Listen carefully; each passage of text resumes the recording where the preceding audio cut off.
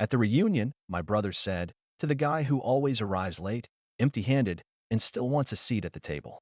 Everyone laughed a little too loudly. I raised mine and said, to the guy who just paid off the mortgage you thought was yours. The silence was deafening, and then At the reunion, my brother raised his glass and said, loud enough for everyone to hear, to the guy who always arrives late, empty-handed, and still wants a seat at the table. Laughter rippled through the group, sharper than it should have been. Someone clapped. My cousin choked on her mimosa. Even Mom laughed like she didn't notice how red my ears turned.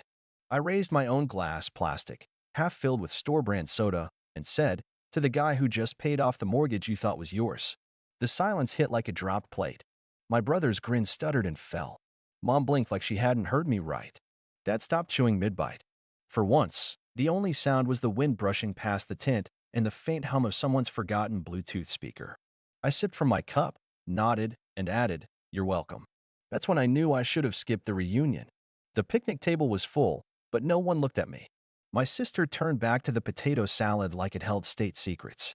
My uncle cleared his throat and muttered something about football. The same people who'd texted me last week asking if I could spot them just this once now couldn't meet my eye. Typical. Earlier that morning, I had swung by a gas station to grab chips and a six-pack. Nothing fancy, just something to say I didn't show up empty-handed. I wasn't trying to impress anyone. When I arrived, I saw my brother unloading catered trays from the back of his leased SUV. My sister-in-law was already arranging them like she was shooting a segment for daytime TV. Linen napkins, folded place cards, a balloon arch. I placed my grocery bag next to a mountain of hors d'oeuvres. It looked ridiculous. But that's always been my role, the quiet one, the late one, oh, he's just like that one. The guy who pays but never gets thanked. Who gets mocked and still shows up. Not anymore. They laughed like I was the punchline, but I'd been footing the bill for years. My brother, the same one who made that joke, lives in a house I helped him buy. Not legally. No one bothered with paperwork. Just endless, "I'll pay you back," man, text that slowly turned into radio silence. At some point, they stopped pretending I'd get repaid. I stopped pretending I believed them. I co-signed the loan when his credit was too shot for approval. That was 4 years ago. Since then, I've made 41 mortgage payments. He made 3, the first 3. My parents? Retired early, or at least that's what they told everyone.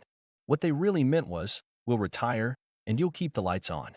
I paid the electric, the gas, the groceries, all while they told their friends they were living off wise investments and dignity. My mom calls it family support. I call it subsidized disrespect. Even my little sister, who posts motivational quotes about building your empire, lives rent-free in a condo I bought during the pandemic. She calls it manifesting stability. I call it squatting with Wi-Fi. No one ever said thank you. They said things like, "You're just better with money. You don't have kids, so it makes sense.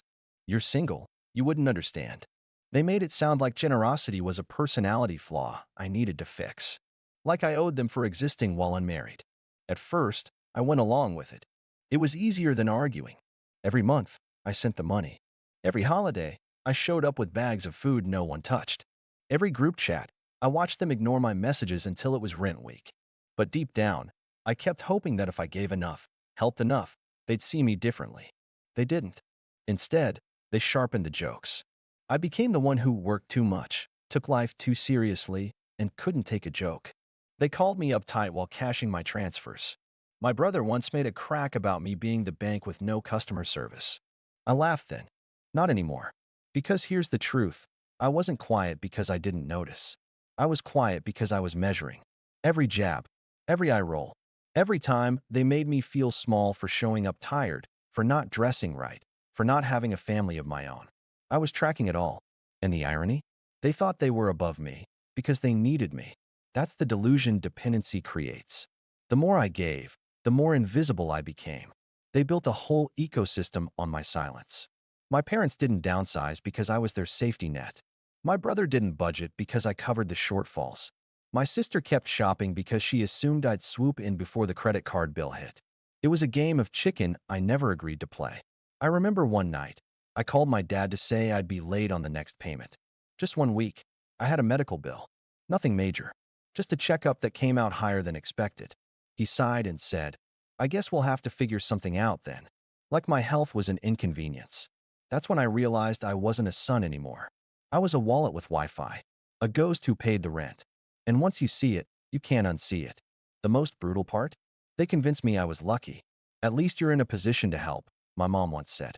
Like I hadn't worked every weekend for 5 years. Like I hadn't skipped vacations, dinners, even dates, because someone needed a short-term loan. They needed me, but they never respected me. And I had enabled every inch of it. Not with kindness, but with fear.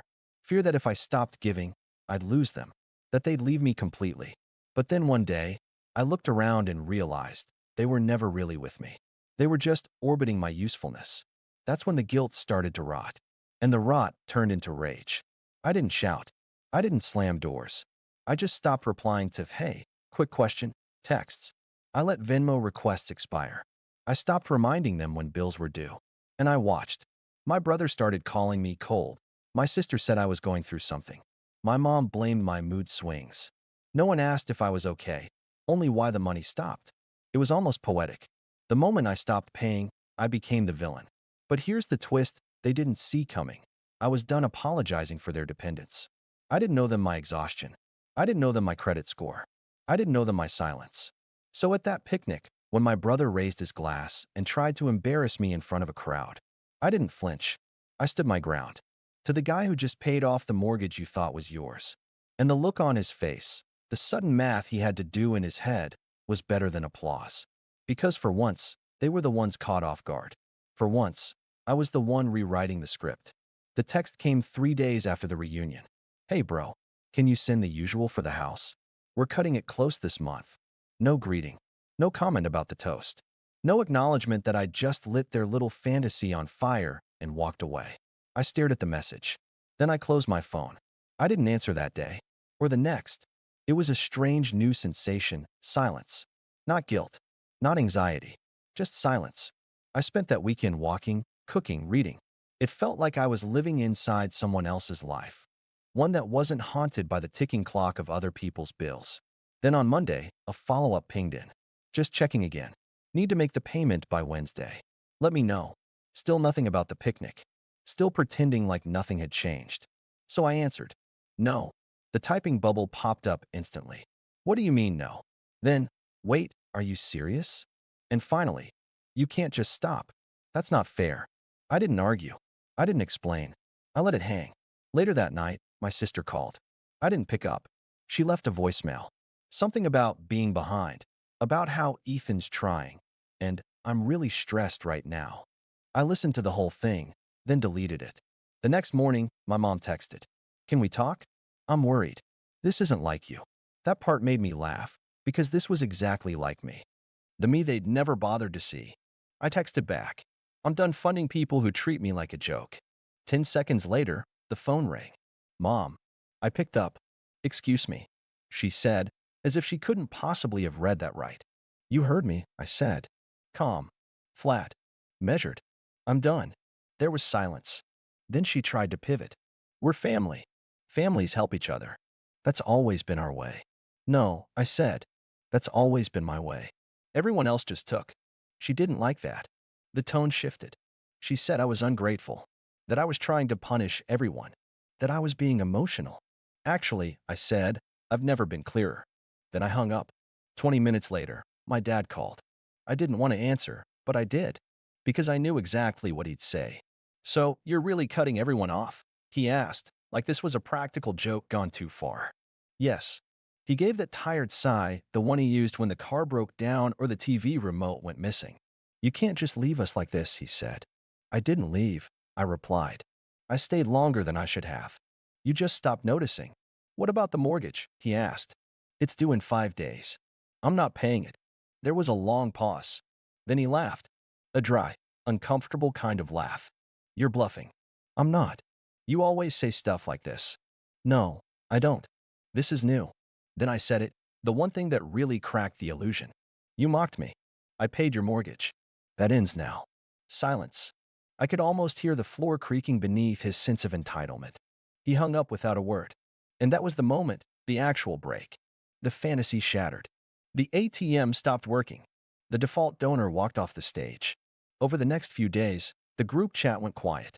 The same group that used to light up every time someone needed a favor or a ride or a last-minute loan was suddenly dormant.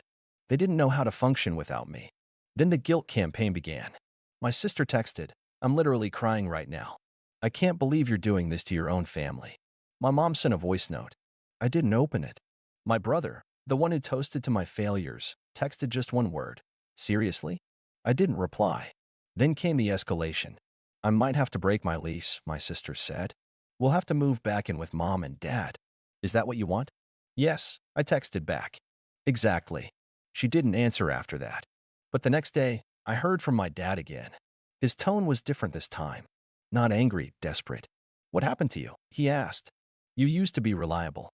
"No," I said. "I used to be scared." He went quiet. "Scared of what?" "Of losing you," I said. "But I can't lose people who only show up when they need something." He hung up again. A week later, my sister posted a photo on Instagram. Caption, "Back where it all began."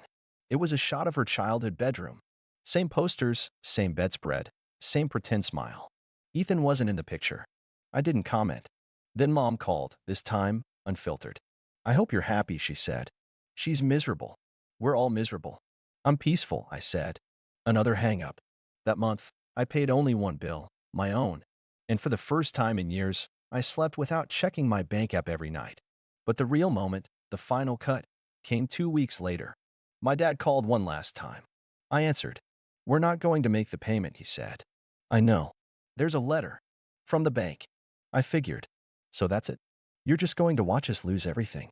"No," I said. "I already watched you lose me. This part's just paperwork." He didn't yell. He didn't cry. He just breathed heavy into the phone, like maybe he was aging all at once. Then he whispered, "You really mean it?" "I do." I hung up. He didn't call back. And that was the moment I crossed the line I had drawn for myself for years, the line between being useful and being used. I didn't burn the bridge. I just stopped holding it up. I didn't hear from anyone for almost a month. The silence was glorious. No texts. No calls. No emails wrapped in guilt or emojis. It was like the whole family retreated into a bunker, trying to figure out how to survive without the human piggy bank. Then my mom called. "Dinner," she said. "Just dinner. No expectations." I said yes. Not because I believed her, I didn't. But I wanted to see it. To look them in the eye and measure how far the collapse had reached. They tried to make the house look normal. Clean table, reheated pasta, a bottle of wine that probably came from the discount shelf. My dad looked tired in a way he didn't try to hide. My mom wore makeup but forgot to blend it properly. My sister didn't come down. We ate. Quietly. Like strangers pretending to be family. Then my mom leaned in. "We're in a tough spot right now," she said carefully. "Just for a little while. If you could help again." I didn't let her finish. No.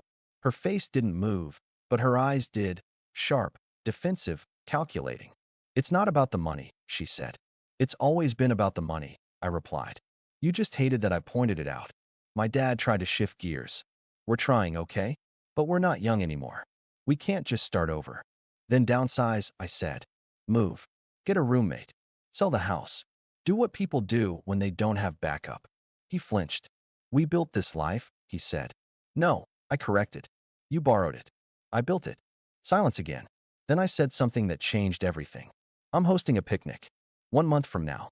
Just us. No cousins. No neighbors. No plus ones. I'll bring something to the table, but it won't be money." They didn't ask questions. They knew me well enough to be scared. The next day, I started making calls. Not to loan officers or accountants, to hiring managers. I reached out to my old college roommate, who now managed logistics for a warehouse chain. Asked if he needed someone dependable. He said, "Always." I called an old friend who ran a community clinic. Asked if they still needed admin help. She said, desperately. I talked to a woman I met through a charity auction who coordinated events for a food bank. She was looking for reliable prep staff. I told her I had a name. Within 2 weeks, I had job offers lined up. Real jobs. Nothing glamorous. Nothing viral. But stable, decent, honest. Then I printed them. One for each person. Picnic day came faster than expected. I brought a folding table, sandwiches, a water cooler, and a stack of envelopes. My parents showed up dressed for damage control. My dad wore a collared shirt that hadn't been ironed. My mom wore fake pearls and fake calm. My sister showed up in sunglasses and silence. No one brought food. Of course. We sat. They waited for me to apologize, or to soften, or to say something nostalgic. I didn't. I pulled out the folders and passed them around. "What's this?" my sister asked, flipping through hers like it was a prank. "Options," I said. "Jobs, not cash." She blinked. "You're kidding." "No," I said. She stared at me. "You expect me to work at a clinic answering phones?" "Yes." She scoffed. "You're punishing me." "No." I said again, calm as stone. "I'm offering help. Just not the kind that bankrupts me." My mom opened hers. She looked at the listing, then at me. "This is food prep," she said. "You used to volunteer doing exactly that," I said. "You were good at it." She said nothing. My dad looked at his sheet. It was a position for warehouse inventory. Flexible hours. Decent pay. Physically demanding. He exhaled through his nose. "You're serious." "Completely." Then came the explosion. "This is humiliating," my sister snapped. "You think you can just fix us with job ads?" "No," I said. "I think you can fix yourselves with them. Or don't. But don't ask me to drown so you can float." My mom tried a softer approach. "We're not built for this kind of work anymore." "Then live within your means," I replied. "Or ask someone else to carry you." "Oh wait, there is no one else, is there?" My dad stood up like he was going to say something profound. Then he didn't. They packed up. My sister left her folder on the table. My mom dropped hers in the trash. My dad shoved his in his jacket. They didn't hug me. They didn't say goodbye. And that was the best part. No more pretending. I sat at the table for a while after they left. Just me, some untouched sandwiches, and 3 chairs that would stay empty by choice. But I felt full. For the first time, I wasn't the one being discarded. I was the one doing the choosing. And I chose self-respect. They wanted help? I gave it. But help doesn't always come with a deposit. Sometimes it comes with a mirror. 3 days passed. Then the clinic called. "Just wanted to thank you for referring Madison," the woman said. She interviewed Monday. Started today. So far, so good. I stared at my phone. Madison, my sister, took the job. No drama. No announcement. No Instagram story about new chapters or healing energy. Just work. That's when I realized something had shifted.